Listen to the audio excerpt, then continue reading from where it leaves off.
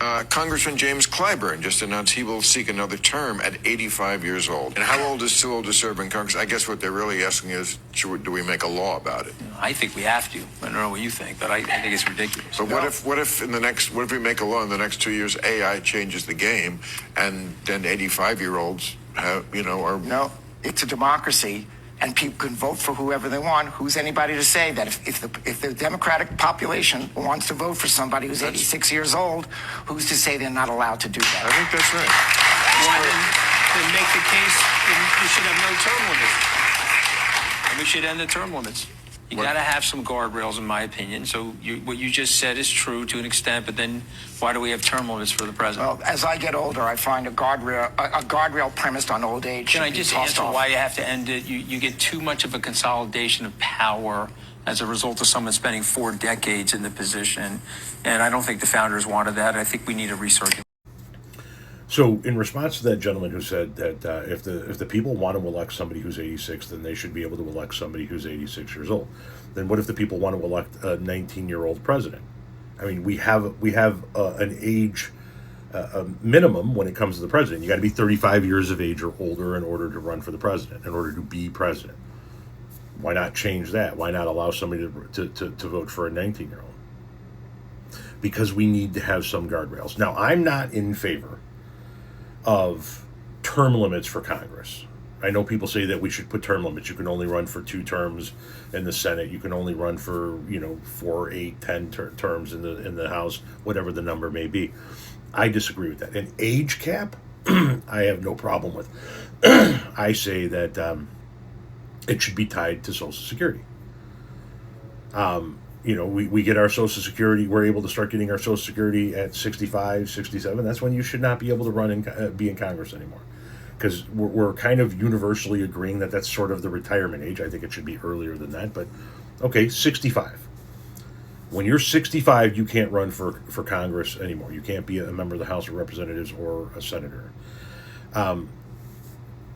What I think that we need to do, and I've talked about this in other videos, is I think that we need to reform Congress. Unfortunately, whether or not we're talking about term limits or we're talking about reforming Congress, Congress is the one that has to pass that. So none of this is actually going to come to fruition anytime soon. But what I would like to see happen is a Regulatory and Reform Act passed that says, among other things, if you're running for the Senate, you can't take any donations from outside your state. If you're running for the House, you can't take any donations from outside of your district. Personal donations only. I don't know what we cap that at, $5,000, $7,000, whatever that is, but no corporate money and no organizational money. So no Koch brothers money and no teachers union money. If you're in Congress, I don't believe that you should be able to vote on things that directly affect you. For example, if Congress wants to vote on giving themselves a pay raise, that should go to a national referendum. After all, Congress is our employees. They work for us.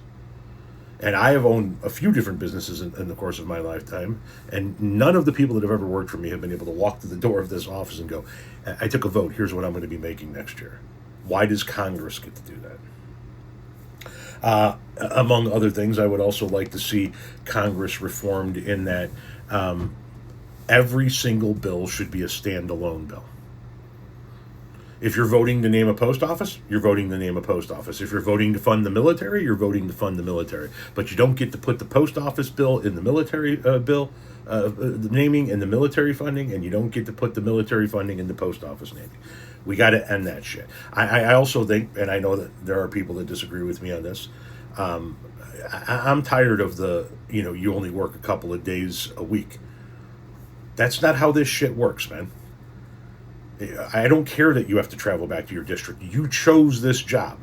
You work Monday through Friday. You travel back Friday night if you want to get back to your district. And I don't want to hear about how you need to raise money to have a house here in Washington, D.C. So we're going to build a state-of-the-art barracks for the members of Congress, for the House of Representatives and the Senate, all under one roof. You're going to get a cafeteria and a gym and a swimming pool and a doorman and all of that good shit. But I don't want to hear how you need to raise money to have a house here in Washington, D.C.